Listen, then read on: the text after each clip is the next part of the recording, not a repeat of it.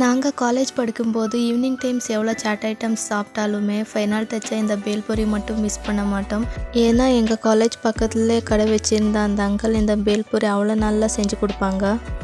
வாங்க இப்போ இதை எப்படி பண்ணுறதுன்னு பார்க்கலாம். இதை எப்படி பண்ணுறதுன்னு பார்க்குறதுக்கு முன்னாடி இன்னும் யாரெல்லாம் எங்கள் சேனல் சப்ஸ்கிரைப் பண்ணல சப்ஸ்கிரைப் பண்ணிவிட்டு சப்போர்ட் பண்ணுங்கள். தேங்க்யூ.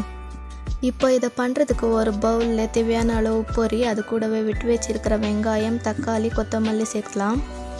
இது கூடவே சாட் மசாலா, காரத்தூள், சால்ட் சேர்த்துட்டு அப்புறமா காரா பூந்தி கொஞ்சமாக சேர்த்துட்டு அதுக்கு மேலவே எலுமிச்சை பழம் பாதி கட் பண்ணி சேர்க்கலாம்.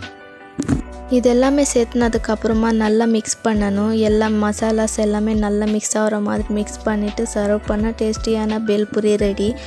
நீங்கள் காலேஜ் படிக்கும்போது உங்களுக்கு பிடிச்ச சாட் ஐட்டம் எதுன்னு கமெண்ட்டில் சொல்லுங்கள். இந்த வீடியோ ஸ்கிப் பண்ணாமல் பார்த்ததுக்கு நன்றி. தயவுசெய்து எங்கள் சேனல் சப்ஸ்கிரைப் பண்ணி சப்போர்ட் பண்ணுங்கள். தேங்க்யூ.